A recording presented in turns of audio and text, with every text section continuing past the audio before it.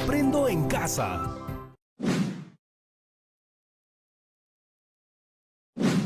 Hola chicas y chicos de quinto de secundaria, yo soy Brigitte y hoy nos volvemos a juntar para un nuevo programa de Aprendo en casa para quinto de secundaria, una iniciativa del Ministerio de Educación, donde aprenderás de manera divertida.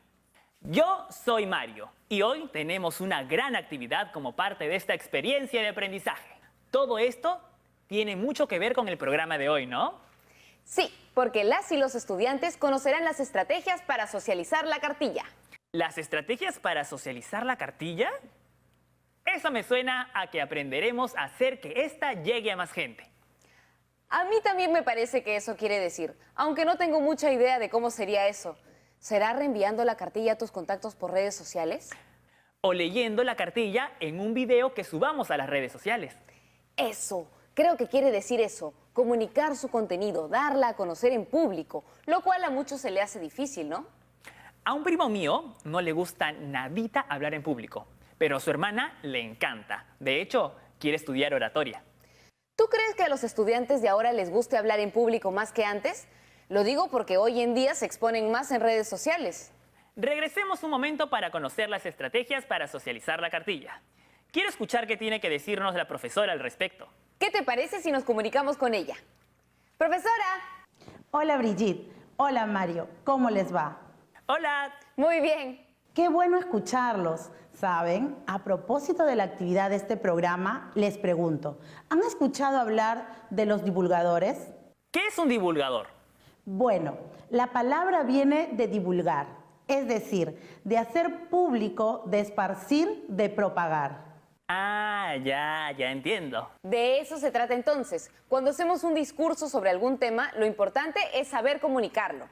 Claro, conversemos con alguien que pueda darnos algunos consejos para hablar en público. Pues bien, vamos a conversar con Gonzalo Torres.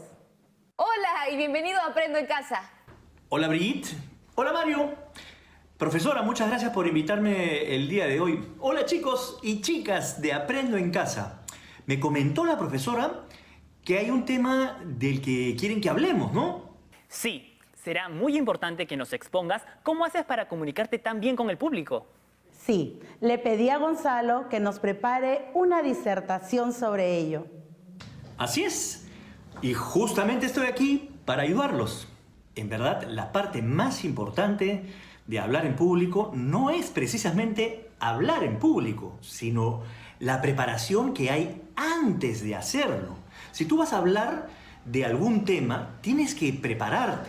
Tienes que aprender sobre ese tema, buscar toda la información que puedas, buscar bibliografía, preguntar a otra gente, investigar acerca del tema. Escribir hace muy bien. Escribir todo el discurso es uno de los recursos que te ayudan no solamente para preparar el discurso, sino poder memorizarlo. Y hay un tema que tiene que ver con tres preguntas básicas. Una es el qué, para qué y para quién. ¿Qué es lo que vas a contar? Tienes que delimitar, esto voy a contar de aquí hasta acá. Voy a contar cuando se cayó una persona, cómo se cayó, etcétera, etcétera. O el cuento de Caperucita, qué pasó, cómo inició o cómo terminó. Ese es tu tema. Tienes que saberlo a la perfección.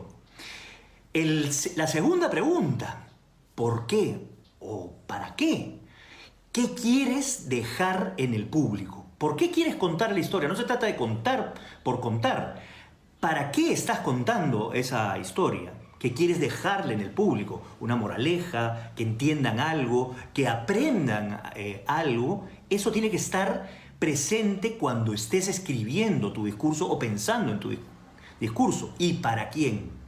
Esa pregunta también es importante. ¿A quién le estás contando? ¿A quién te estás dirigiendo? No es lo mismo contarle esto a tus amigos, puedes utilizar un lenguaje más coloquial, que contárselo a unos niños, por ejemplo, en donde tienes que utilizar un lenguaje más sencillo, o un auditorio grande, o un auditorio pequeño. Eso también te ayudará a decidir qué palabras utilices, cómo organices tu discurso. Creo que eso es lo más importante. Anécdotas pueden haber muchas en realidad, y he tenido varias, como por ejemplo quedarme en blanco y no saber qué cosa es lo que venía, y ahí he tenido que decir lo más honestamente posible, uy, me olvidé qué venía. Y ahí estás generando empatía con el público, y en realidad a la gente le gusta, a la gente honesta, valga la redundancia, y que tiene confianza en sí mismo. Así te hayas olvidado de una parte, porque le suele suceder a todo el mundo. Pero una vez estaba hablando en público y me vino un estornudo. A todo el mundo también le puede pasar, ¿no? Y justo en medio de una palabra. Y la gente se rió. Y eso como que rompió un poco el hielo y ayudó a que se distienda un poco más la conversación o la charla. Y ese es un punto importante. ¿Cuáles son tus fortalezas? Por ejemplo, el hecho de que yo pueda hacer reír o que pueda ser simpático contando algo, esa es una fortaleza que puedes utilizar, pero de pronto no tienes esa fortaleza. Entonces aprende cuáles son tus fortalezas. De repente tu fortaleza es simplemente contar muy bien una historia. De repente tu fortaleza es contar la historia y utilizar, por ejemplo, gráficos, manejas muy bien el PowerPoint, eres tecnológico. De repente esa es tu fortaleza también, apoyarte en imágenes. Entonces tú tienes que descubrir tus fortalezas y sobre todo una fortaleza que tenga que ver con la empatía y la confianza en ti mismo. Por supuesto que todos, inclusive yo también, tengo nervios cuando me paro frente a un público. Y eso está bien en realidad. Yo creo que lo peor que puede suceder es que no tengas absolutamente ningún nervio, porque tener nervios te hace estar presente en la situación. Y eso es algo bien importante, estar presente, atento al auditorio.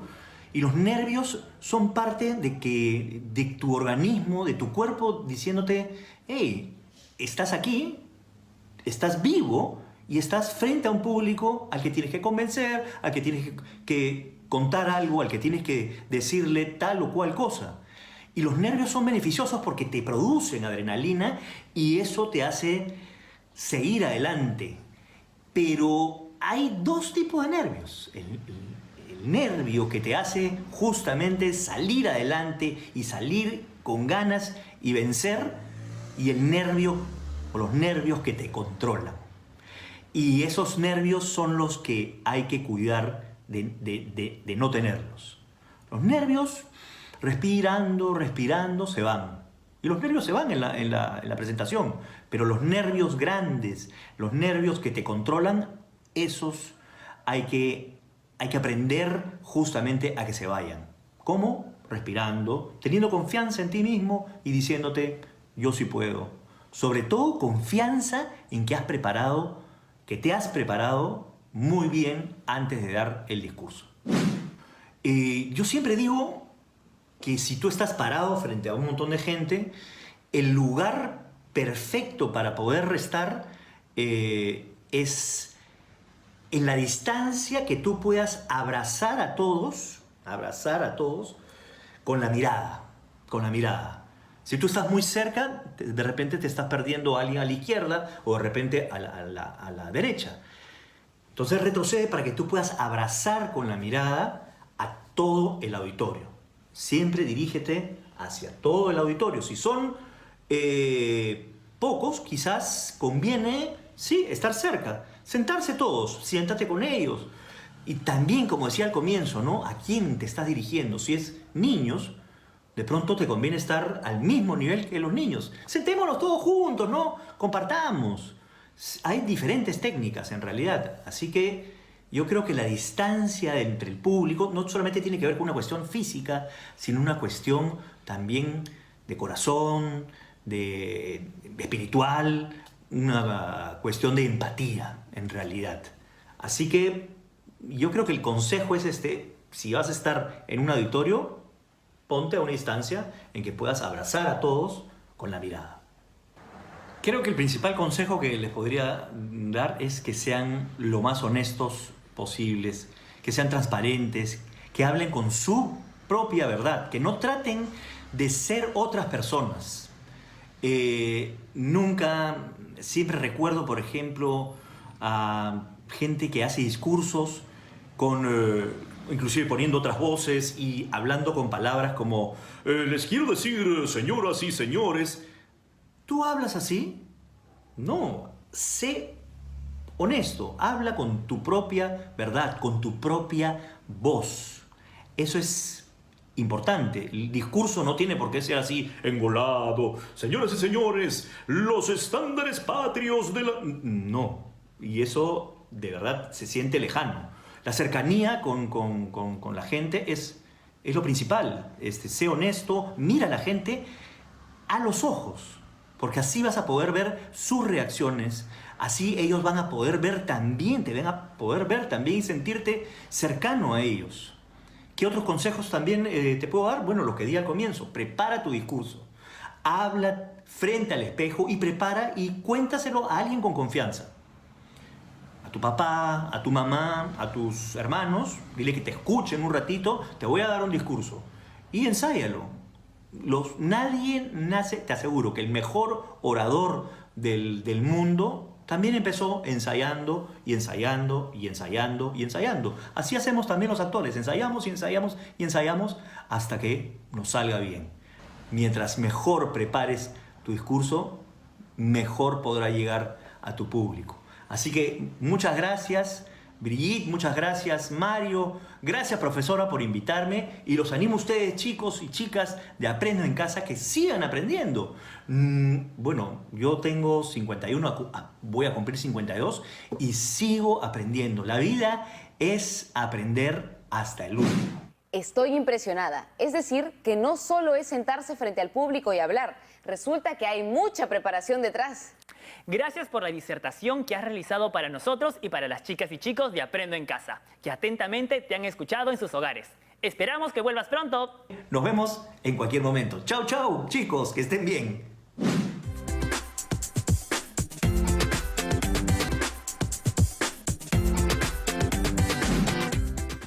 ¿Qué les pareció la disertación que Gonzalo preparó para nosotros? Muy buena, profesora. Sí, me gustó mucho.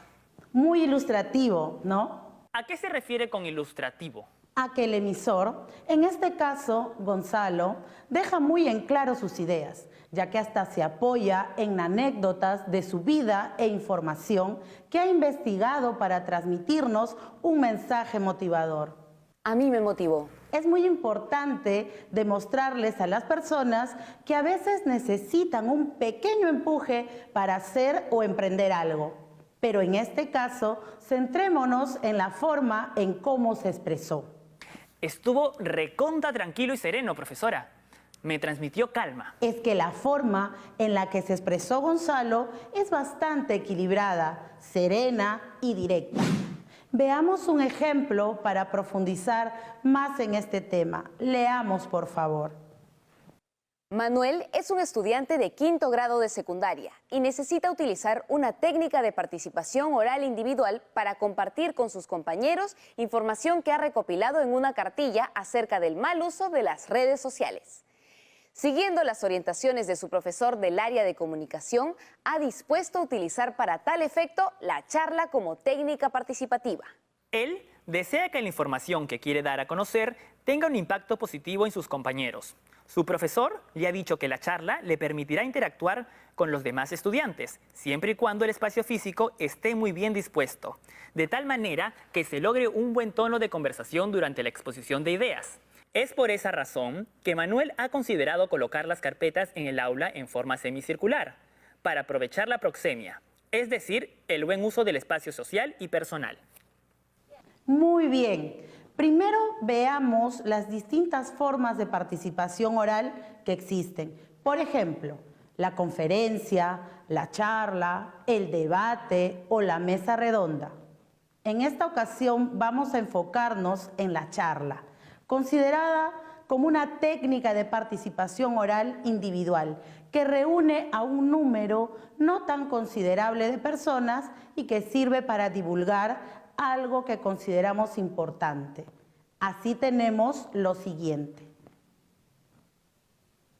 La charla como reunión de personas donde un expositor proporciona la información y dialoga con el resto. Una charla tiene características que la hace diferente a otras técnicas de exposición oral. Estas son: se utiliza un lenguaje informal, el tono es de carácter conversacional, en donde el público puede hacer preguntas.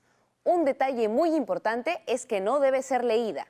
En una charla, los asistentes normalmente conocen algo del tema. En las charlas, el expositor puede hacer preguntas y, sobre todo, una charla no debe ser extensa.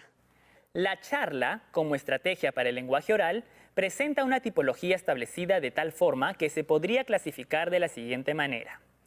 Tenemos las charlas en clase que comparte nuestra maestra o maestro en el aula. Las de orientación, que generalmente nos la brindan cuando visitamos un lugar en especial. Las radiales, que aborda un comunicador social para hablarnos de un tema importante. La literaria, especializada en analizar una determinada obra literaria. La motivacional, utilizada generalmente para motivar a un determinado grupo de personas para el logro de objetivos. La táctica, muy usada en el deporte, la cual es brindada por el entrenador para la consecución de una meta. La informativa, que nos permite informarnos de algo importante. La educativa, utilizada por expertos para instruirnos en un tema de importancia para la comunidad educativa. La médica, que se brinda por lo general por doctores o enfermeras para tratar un tema de salud pública. Y las virtuales, que se dan ahora y abordan variados temas debido al trabajo virtual. De esas hay un montón ahora. Pero, ¿cómo es lo del espacio físico? Hay formas de organización del espacio que tienen diversos beneficios para la disertación. ¿Quiere decir que dependiendo de cómo esté sentado el público, mi exposición podrá salir mejor? Sí, veamos el caso de Manuel y la charla planificada para exponer su cartilla sobre el mal uso de las redes sociales. Por consejo de su profesor, ha dispuesto a aprovechar al máximo el aula de clases, colocando las carpetas en forma de media luna. Es muy importante este aspecto. Por eso nos vamos a detener para observar qué es la proxemia y de qué manera beneficia una disertación. ¿La proxemia? Tal como escuchaste, cuando hablamos de la proxemia nos referimos al espacio contextual y distancia entre interlocutores. Edward Hall, en el año 1973, establece 4 tipos de distancias en función de la relación entre los interlocutores y el acto. Leamos. La distancia mínima es la zona de los amigos y de la familia. La distancia no es ni tan cercana ni tan lejana. La personal es la distancia que no es ni tan cercana ni tan lejana. La distancia social es la interacción que se mantiene con las personas desconocidas o que no conocemos de manera cercana. La distancia pública es la que se da entre una o varias personas y un grupo reunidos por algún interés común. En el cuadro podemos apreciar todas las definiciones. Ahora, es momento de centrarnos en la organización del espacio físico y sus beneficios. La forma de media luna o semicircular permite aprovechar al máximo un menor número de personas y el tono de voz a proyectar tiene un nivel medio. La frontal sirve para disertar ante una gran cantidad de asistentes. Por tanto, la voz debe elevarse o apoyarse en un micrófono. La forma circular se utiliza para una plática dinámica y más directa. El tono de voz se da en un nivel intermedio.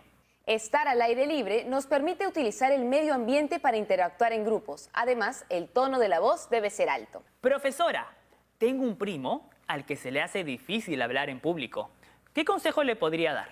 Hay técnicas de interacción inicial que sirven para tener una buena química con el auditorio. Por ejemplo, empezar con las denominadas preguntas gatilladoras, cuya función es captar la atención del interlocutor, despertar su curiosidad y recordarle conocimientos adquiridos. Se lo diré a mi primo. Ahora bien, con el fin de acrecentar la atención en los interlocutores para introducirlos en el tema, es importante divulgar información útil de manera clara, ya sean datos estadísticos o teóricos. Yo siempre he tratado de usar cuadros cuando he expuesto y he visto que la gente presta más atención. Claro que sí. Otra técnica interesante es contar una anécdota. Esta es una estrategia muy utilizada y a ella recurren renombrados expositores para impactar en el público de manera amena. La anécdota debe ser contada con un adecuado tratamiento y por lo general tiene relación con el tema o tópico de la disertación, aunque en algunos casos no se considere necesario. Por último, aunque hay otras técnicas de interacción, veamos la sumilla. Como estrategia para iniciar una disertación es muy atractiva porque permite al interlocutor sintetizar la información para que los oyentes tengan conocimiento del tema y los subtemas que se abordarán durante la exposición. A mí me gusta cuando me dan un adelanto para saber qué voy a ver. Me deja con la curiosidad de quedarme en ese lugar y ver más. Por supuesto. Bien, en episodios anteriores desarrollamos un trabajo que tenía como objetivo elaborar una cartilla. Ahora los invito a recordar su estructura. Ya han visto en actividades pasadas que la cartilla es un tipo de texto instructivo y a la vez expositivo divulgativo, que está conformado por la portada que contiene imágenes y texto, el desarrollo integrado por el sumario o índice y los bloques o secciones, y por último, la contratapa, conformada por las conclusiones y la información adicional. Repito, esa misma cartilla tiene un propósito, el cual es difundir la información y una forma de hacerlo es exponiéndolo en público, lo cual hemos visto hoy. De acuerdo, profesora. ¿Le parece si contesta algunas preguntas de los estudiantes? Escuchémoslas. ¿Por qué una charla motivacional no es lo mismo que una charla táctica? Una charla motivacional cumple fines específicos, elevar la autoestima y darnos ánimos, buscando el bienestar de alguien ante una carencia. En cambio, en la charla táctica, a pesar de que se aborda todo lo que podría motivar a una persona, se utilizan además estrategias trabajadas en equipo para el logro de objetivos comunes al grupo. Por ejemplo, los deportistas. Por eso decimos que aunque se parezcan, no son lo mismo. Las técnicas de interacción inicial con el público se deben utilizar en todas las exposiciones orales. Así es. Estas técnicas tienen como objetivo captar el interés de los interlocutores y se deben usar en todas las exposiciones orales. De esta manera, buscamos que con la atención que nos prestan podamos utilizar adecuadamente nuestro recurso verbal para llegar a más personas. Gracias, profesora. Ha sido muy grato tenerla y aprender de usted. Gracias a ustedes y a las chicas y chicos en casa por acompañarnos. Nos vemos en una siguiente oportunidad. Chao, profesora. Gracias. Hoy hemos llegado a esta parte del camino y tenemos algunas conclusiones. La charla es considerada una técnica de participación oral individual y sirve para divulgar algo que consideramos importante. Recordemos las características de la charla. Informal. Tono conversacional. El público puede preguntar. No debe ser leída. Los asistentes conocen algo del tema. El expositor puede preguntar. No debe ser extensa. Y los tipos de charlas son en clase, de orientación, radial, literaria, motivacional, táctica, informativa, educativa, médica, virtuales. No olvidemos lo importante que es la organización del espacio físico, o sea, la proxemia, para llevar a cabo una disertación significativa. La proxemia es el espacio contextual y distancia entre los interlocutores. Las técnicas de interacción inicial con el público son las preguntas gatilladoras, el dato, la anécdota y la sumilla. No olvidemos que una cartilla está conformada por la portada, que contiene imágenes y textos. Por su desarrollo, integrado por sumarios o índices, bloques o secciones. Y la contratapa, que siempre va a presentar conclusiones e información adicional. Bueno, llegó el momento de irnos. Ha sido una experiencia increíble. Hasta la próxima, amigas y amigos. Nos vemos en el próximo programa de Aprendo en Casa para Quinto de Secundaria. ¡Chao! ¡Chao!